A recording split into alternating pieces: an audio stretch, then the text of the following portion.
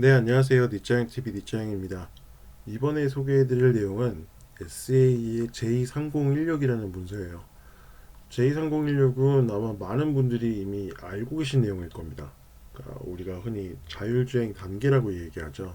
자율주행 3단계, 자율주행 4단계 이런 말을 많이 쓰는데 그 내용에 대한 문서예요. 그 내용이 가장 정확하게 담겨있는 문서라고 보시면 됩니다. SAJ 문서는 사실 엔지니어들이 보는 문서인데 얘는 좀 특이해요. 이 3016이라는 자율주행 단계에 관련된 문서는 이 초반 도입부에 보시면 보실 수 있지만 엔지니어들뿐만 아니라 법학을 공부하는 사람들 혹은 법학에 종사하는 사람들 그다음에 미디어 대중을 위해서도 공개된다라고 되어 있어요. 그래서 보통 SAJ 문서는 유료인데 3016은 또 무료로 제공해주고 있어서 이 문서를 보시고 싶은 분들은 구글에서 J3016이라고 치면은 SA 사이트에 가서 실제로 다운을 받으실 수가 있어요. 그리고 지금 3016 문서는 2014년도에 처음 발간이 됐는데 그 이후로 2년마다 개정이 됐고요. 제가 지금 보고 있는 문서는 2018년도 6월에 나온 문서입니다. 사실 2021년도에도 4월인 걸로 기억하는데 개정판이 나왔어요. 근데 오늘 설명드린 이 단계에 있어서는 크게 바뀐 게 없기 때문에 지금 2018년도 현재 이 버전을 가지고 설명을 드려도 충분히 무리는 없습니다.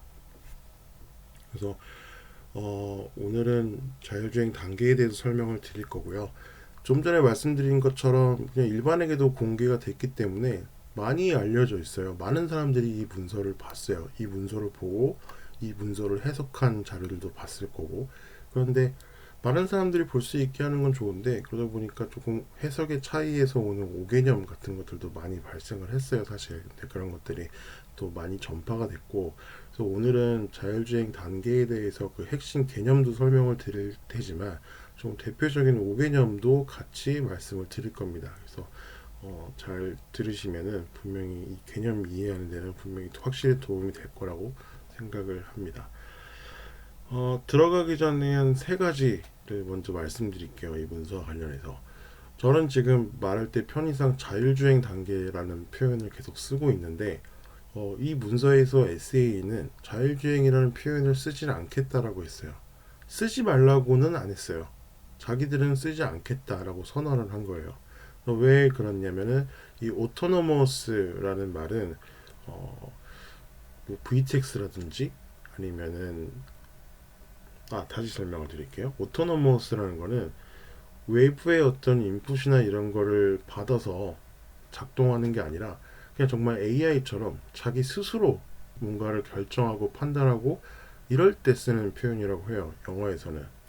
근데 현재의 자율주행차는 대부분은 뭐 VTX라든지 아니면 센서라든지 여러 가지 외부의 인풋을 받아가지고 판단을 하는 그런 자동화의 개념이 더 세기 때문에 자기들은 오토노머스라는 표현을 쓰지 않고 오토메이션이라는 표현을 쓴다고 했어요. 그래서 이 문서를 엄격하게 우리말로 바꾸게 되면 자율주행 단계가 아니라 자동화 단계가 되겠죠. 그래서 이거를 꼭 자동화 단계로 불러야 된다라고 주장하시는 분들도 계세요. 근데 그런 말씀을 하시는 분들은 물론 문서의 내용에 충실하신 분들이고 틀린 말이 아닌데, 저는 개인적으로는 레벨 2까지는 자동화 단계라고 부르고 레벨 3부터는 자율주행 단계로 불러도 무방하다고 생각을 해요. 물론 지금은 자율주행차가 없지만 앞으로 우리가 보게 될 미래의 자율주행차를 생각하면 지금 테슬라만 보더라도 뭐 AI는 머신러닝 기능 같은 거를 많이 쓰고 있잖아요. 그거는 오토메이션이라고 볼 수가 없는 거죠. 그래서 지금 레벨 5, 레벨 0부터 레벨 5를 굉장히 잘 구분해 놨지만 지금 구분된 이 분류 체계가 미래의 자율주행차에도 그대로 적용될 수 있느냐? 그건 아니거든요. 그렇기 때문에 그냥 무조건 우리가 자동화 단계라고만 이야기하고 있는 게 맞는 것 같지는 않아요. 저는 그래서 어느 정도 좀 중용을 할 필요는 있다라고 생각합니다. 그래서 말씀드렸듯이 레벨 레벨 3부터는 자율주행 단계라고 부르고요. 레벨 2까지는 자동화 단계라고 저는 개인적으로 이야기하고 있습니다. 예, 그렇게 첫 번째를 말씀드렸고, 두 번째는 자율주행 레벨은 시스템 단위에 붙는 거예요. 시스템이랑 기능 단위에 붙는 거지 어떤 차량에 붙는 숫자가 아닙니다. 예를 들어서 우리가 그냥 쉽게 자율주행 3단계 차 자율주행 4단계 차 이렇게 말을 하는데 그 말을 엄밀히 말하면 틀릴 수가 있어요. 그러니까 자율주행 3단계 시스템, 자율주행 3단계 기능 이런 식으로 표현을 하는 것이 맞습니다. 그래서 이것도 뒤에서 설명을 드리다가 다시 한번 왜 이렇게 해야 되는지를 말씀을 드릴게요. 마지막으로 세 번째는 자율주행 단계는 니자에서 만든 게 아니라 SAE에서 만든 겁니다. 미국 자동차 공학회에서 만든 거고요. 니자에서 만들었다라고 말씀하시는 분들도 종종 계신데 니자에서 만드는 문서에도 이 자율주행 단계가 표현이 되어 있어요. 실제로 니자가 그린 그림도 있고. 근데 거기 보면 항상 주석에는 SA 거를 가져왔다. SA에서 만든 자율주행 레벨이다라고 표현이 되어 있어요. 그래서 니자에서 만들었다는 것은 잘못된 표현입니다. 그도 그럴 것이 니자는 법규를 만드는 기관이잖아요. 근데 이 자율주행 레벨은 규범적인 문서가 아니에요. 법규나 어떤 그런 법적 효력이 있거나 어떤 규범적인 문서는 아니에요. 실제로 여기도 쓰여 있거든요. 이 문서는 어떤 설명을 제공하고 정보를 제공하는 거지 규범적인 내용을 담고 있지는 않다라고도 분명히 하고 있어요. 그래서 이런 것들 제가 말씀드린 세 가지 오토노머스라는 표현은 SA는 안 쓴다. 즉 자율주행이라는 표현을 안 쓴다. 그리고 두 번째 레벨은 시스템 단위에 붙는 거지 기능 단위에 붙는 게 아니다. 그리고 마지막은 SA 자율주행 레벨은 니자에서 만든 게 아니라 SA에서 만든 거다라는 거를 기억하시고 이제 본격적으로 내용을 들으시면 될 것 같습니다. 네, 지금 보시는 화면은 자율주행 0단계부터 5단계를 표로 구성해 놓은 거예요. 여기에 보시면 다양한 용어들이 나와요. 뭐 DDT, OEDR, DDT fallback, ODD 이런 내용들이 나오는데 이 용어를 지금 설명해 드리진 않고요. 그냥 저는 우리말로 스토리텔링 식으로 먼저 말씀을 드릴게요. 이걸 용어를 설명하고 가면 너무 영상이 헤비해질 것 같아서 일단은 단계별 설명을 먼저 좀 드리도록 하겠습니다.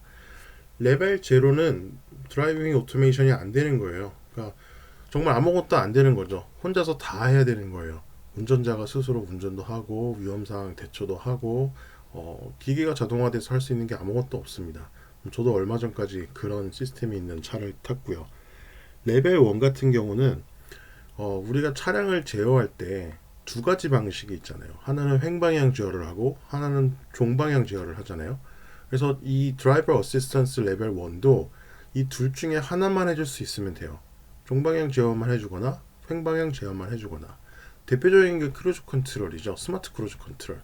스마트 크루즈 컨트롤은 앞차와의 간격을 유지하면서 내가 속도를 제어해주면서 종방향 제어를 계속해서 해주죠. 그렇기 때문에 스마트 크루즈 컨트롤은 레벨 1 시스템이라고 부를 수가 있어요. 테슬라 같은 경우는 TACC라고 부르죠. 그러면은 반면에 종방향 제어 말고 횡방향 제어 하나만 해주더라도 얘는 레벨 1이라고 부를 수가 있겠죠. 테슬라를 또 다시 예를 들면 오토 스티어가 바로 이 역할을 할 수 있어요. 오토 스티어는 차가 운행하는 도중에 횡방향 제어, 차론의 유지를 계속 해주는 기능이잖아요. 근데 좀 재밌는 게 오토 스티어는 다른 회사의 기능은 어떤지 잘 모르겠어요. 제가 다른 회사의 주행보조 시스템을 써보질 않아서 잘 모르겠는데 오토 스티어 자체만 놓고 보면 횡방향 제어를 해주는 거기 때문에 레벨 1 시스템이라고 볼 수도 있는데 실제로 사용을 해보면 오토 스티어를 켜기 위해서는 반드시 TACC가 먼저 켜져야 돼요. 즉 오토 스티어와 TACC가 따로 놀 수가 없거든요. 즉 TACC를 켜고 일단 스마트 크루징을 한 다음에 한 번 더 레버를 당기면 오토 스티어가 켜지는데 그게 바로 오토파일럿이거든요. 근데 오토파일럿은 횡방향 제어 하나만, 종방향 제어 하나만 해주는 게 아니라 둘 다 해주는 거죠. 그렇기 때문에 실질적으로 오토 스티어를 단독으로 쓸 수가 없기 때문에 오토 스티어가 과연 레벨 1인가? 라고 말하기는 조금 무리도 있어요. 근데 그렇게 횡방향 제어라 종방향 제어를 동시에 다 해주는 거, 그걸 바로 우리가 레벨 2라고 부릅니다. 레벨 2의 부분 주행 자동화, 부분 자율주행이라고 말하는 분들도 있고요. 부분 주행 자동화 이렇게 표현을 할 수도 있고요. 이거는 둘 다 표현이 가능하다고 생각을 합니다. 오토파일럿도 그렇고 현대차의 HDA도 그렇죠. HDA도 횡방향 제어, 종방향 제어로 동시에 해주니까. 자, 문제는 이 두 가지를 동시에 해줄 수 있어야 돼요. 예를 들어서 어떤 차의 시스템이 있는데 스마트 크루즈 컨트롤이랑 그 다음에 횡방향 제어 시스템이 둘 다 있긴 한데, 즉 레벨 1 시스템이 있긴 한데, 얘네들이 동시에 작동을 안 하고 각각 따로따로 작동을 하는 시스템이 있다라고 해볼게요. 그럼 이 차는 횡방향 제어 기능도 있고 종방향 제어도 있으니까 레벨 2겠네 라고 말하는 게 아니라, 레벨 1 시스템을 두 개 갖춘 차량이라고 부르는 게 맞아요.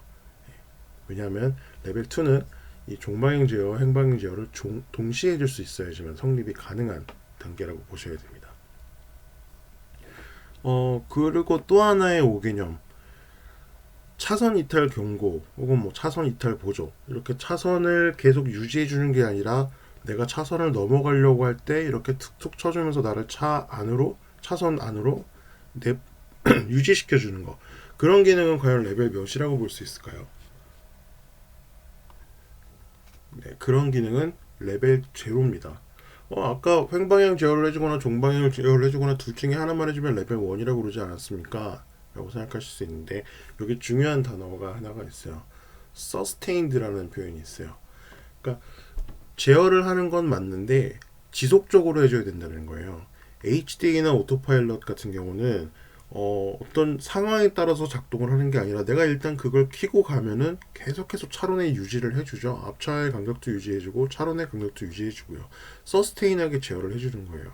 근데 방금 말씀드린 차선 이탈 경고나 아니면 뭐 AEB 같은 거, FCA 같은 거, 긴급제동 기능 같은 것들은 어떤 특정 조건이 발생했을 때만 잠깐 개입했다가 꺼지는 거잖아요. 위급 상황에서만 주행 보조를 잠깐 해주고서 다시 꺼지게 되죠. 그러니까 어떻게 주행 보조라고 부를 수도 없죠, 사실. 에이다스가 잠시 개입한 것뿐이죠. 그렇기 때문에 걔네들은 서스테인한 개념이 아니에요. 그래서 그런 우리가 흔히 말하는 그 일반 에이다스, 차선 이탈 보조나 아니면은 긴급 제동 이런 것들은 자율주행 레벨에 들어가지 않는다. 자동 주행 레벨에 들어가지 않는다라고 보시는 게 맞습니다. 그 다음에 할 거는 이제 레벨 3인데, 레벨 3는 사실 이 단계 중에서 제일 어려운 단계예요. 그래서 오늘은 레벨 3까지만 일단은 말씀을 드릴 거예요. 레벨 3는 일단 설명부터 드리면, 어떤 특정 조건에서는 자율주행을 합니다.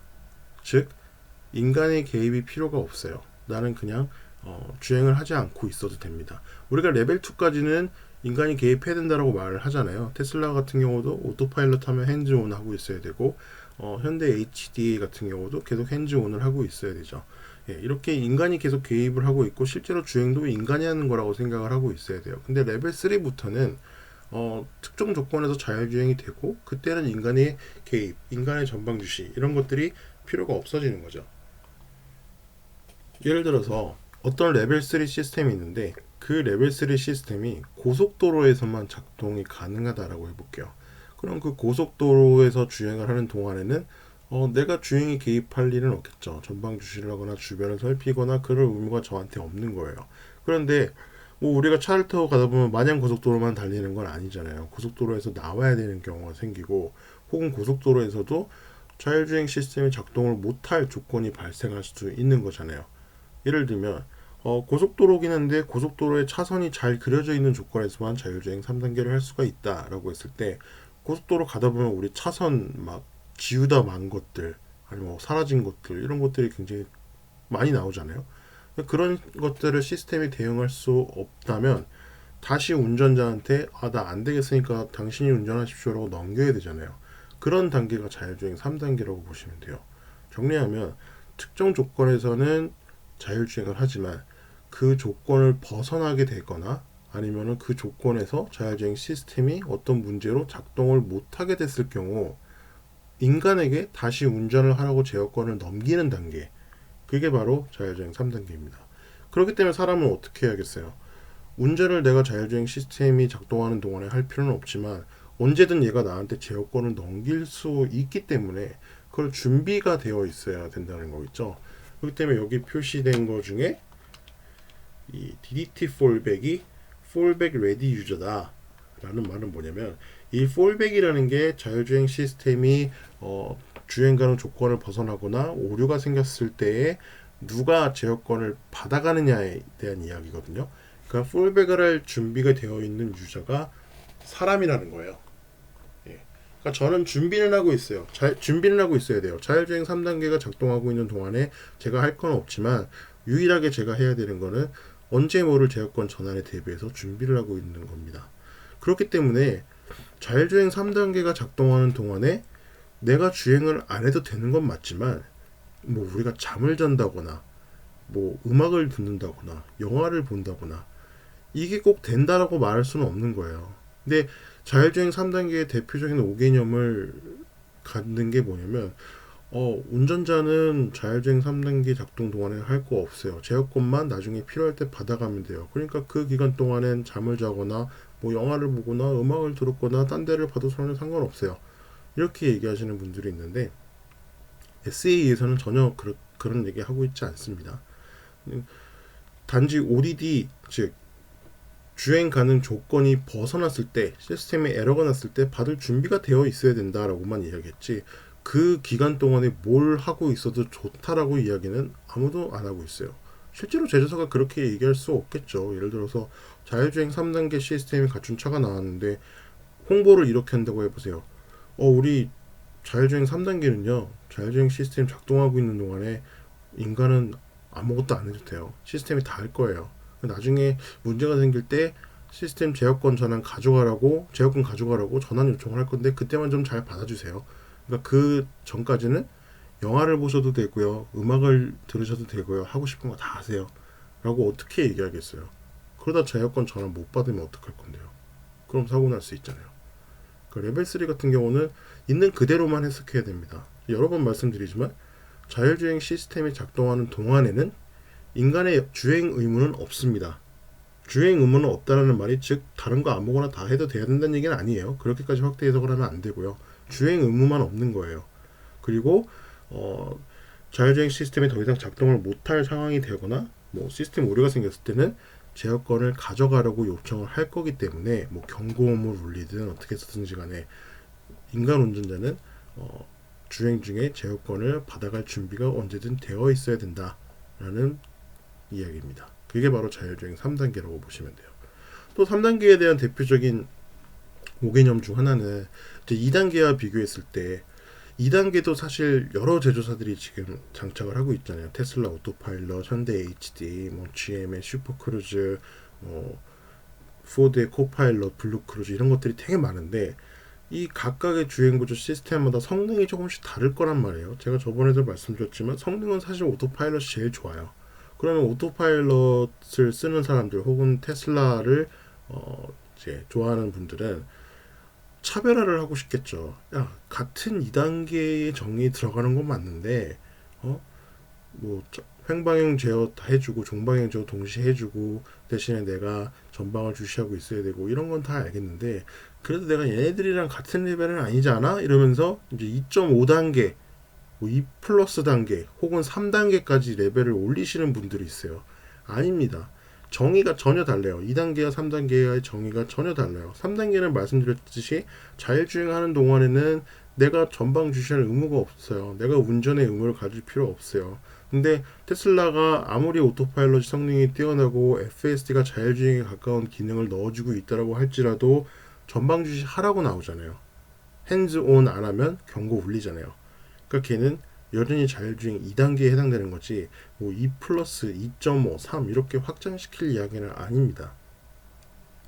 근데 저는 그래요. 물론 2.5, 2 플러스란 말을 쓰지 말라고 했지만 과연 3단계가 2단계보다 좋은 건가 그러면? 사실 그것도 아닌 것 같거든요. 이 SAE 문서에도 그런 표현이 있어요. 그 숫자가 크다고 해서 좋은 게 아니다. 단지 성격이 다른 것 뿐이다. 라는 문구가 있는데 마찬가지로 굉장히 제한적인 조건에서 자율주행을 해주는 3단계와 내가 전방 주시를 필요하고 핸즈온이 필요하지만 정말 다양한 자동화 기능, 자율주행 기능을 넣어주는 2단계가 있다면 여러분 뭘 쓰시겠어요? 저는 2단계 쓸 것 같거든요. 그러니까 이렇듯이 자율주행 단계가 크다고 숫자가 크다고 해서 반드시 좋은 거는 또 아니다. 그런 것도 재밌는 특징인 것 같아요.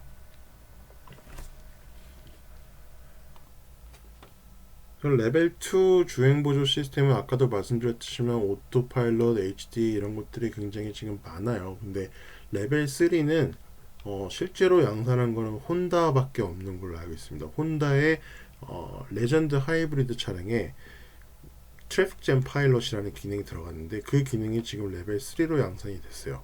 근데 이 레벨 3 최초로 나온 혼다의 TJP가 처음에 굉장히 욕을 먹었어요. 사람들한테 비난을 받았어요. 왜 그러냐면 작동 조건이 50km/h 미만으로 되어 있었거든요. 그러면서 야 고작 레벨 3라고 얘기하면서 고작 50km/h 라고 사람들이 굉장히 약간 비아냥거렸죠.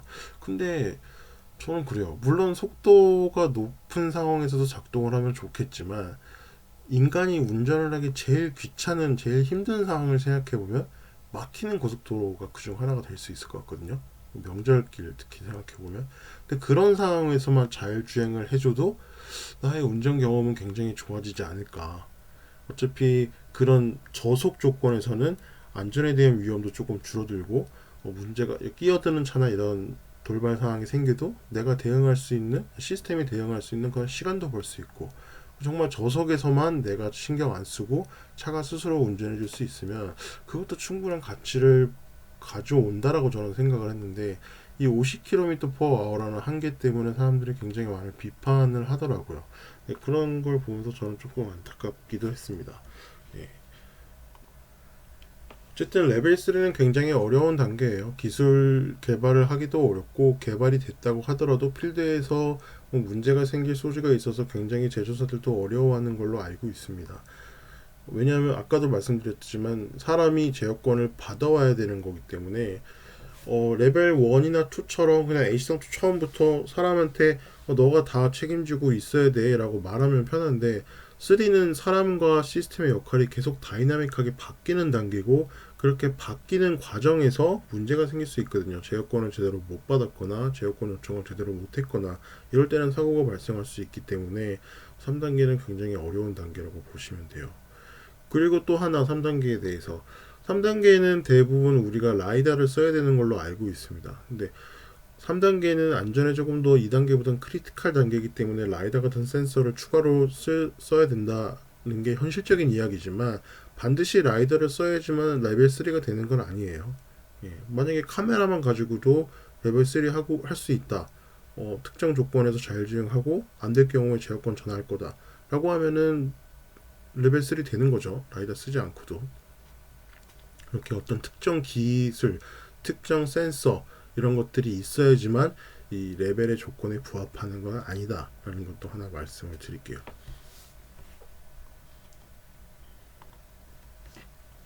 예, 설명을 드린 김에 레벨 4랑 5도 간단하게 보고 넘어가도록 하겠습니다. 레벨 4, 5는 정말 간단해서 레벨 4 같은 경우는 인간의 개입이 이제 필요 없는 시스템입니다. 자율주행할 수 있는 조건만 되면 시스템이 알아서 자율주행해야 되고요. 아까처럼 3단계처럼 조건을 벗어나게 되거나 시스템에 문제가 생겨도 시스템이 알아서 안전하게 처리를 해야 됩니다. 미니멀 리스크 컨디션이라고 하는데 뭐 갓길에 차를 세운다거나 아니면 갓길 내에 정차를 한다거나 이런 식으로 어떤 아주 완벽한 위험 상황 대응은 아니지만 최소 위험 조건을 만족할 수 있도록 대응까지 스스로 하는 게 레벨 4라고 보시면 돼요.